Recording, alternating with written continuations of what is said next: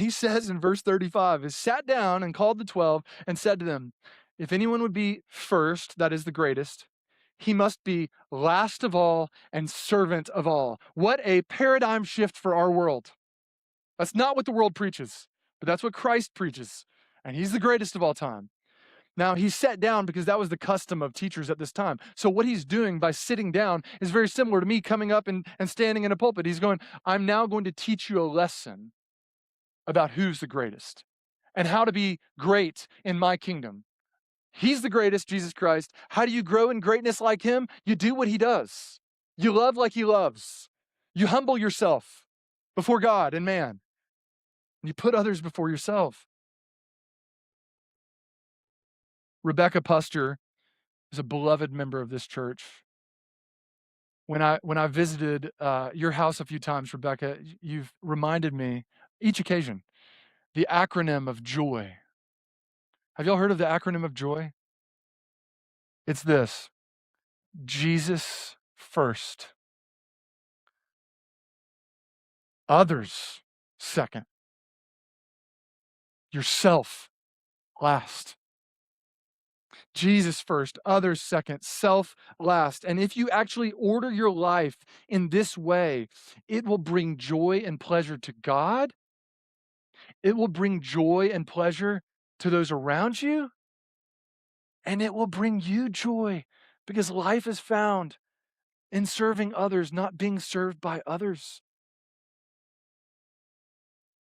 I will say, whenever we go to, we've got prayer nights, fellowship nights on Thursday nights, the end of the month. And, we pray before the meal.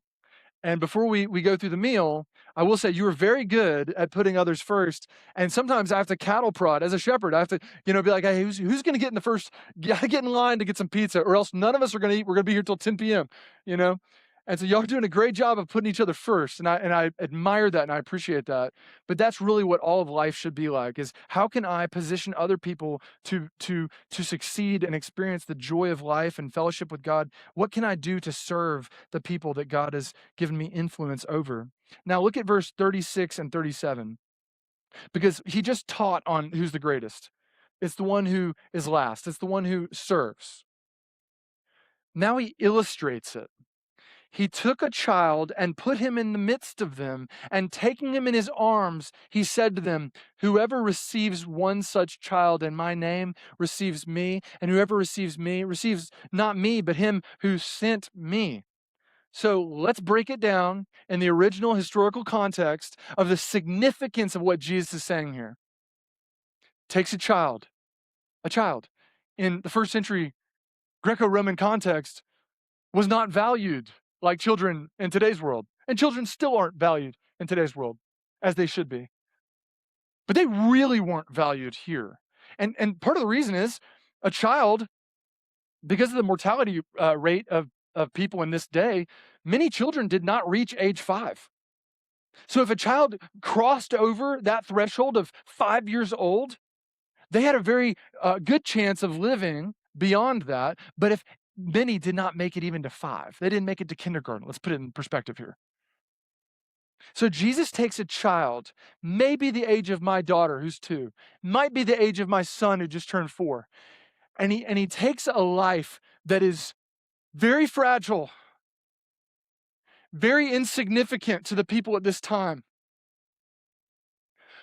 a life of a little one who has not accomplished much in their little life, the life of a little one who may still be in potty training, may not be contributing that much to society other than the fact that they're consuming and expelling what they're consuming.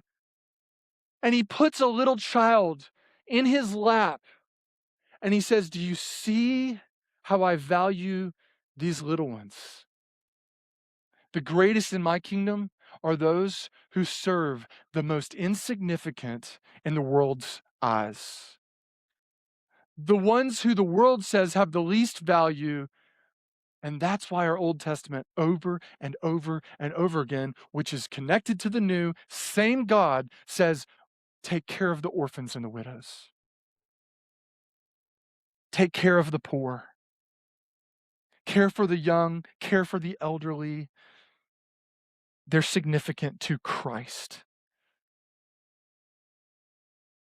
What's even more sad to me is that the rabbis in this time, that's the teachers, the Jewish teachers, they considered it a waste of time to teach children if they were under the age of 12. Not at this church. I love seeing children in this service. I love hearing children in this service. You might be shocked by that. Doesn't bother me at all.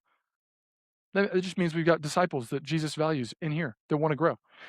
And I know that in the children's classrooms, they're being loved and pointed to the truth. And so we need to align our hearts and minds with Christ's and love and humbly lead those whom he says, these are important to me. True leaders in God's kingdom, they leverage their influence to care for the vulnerable.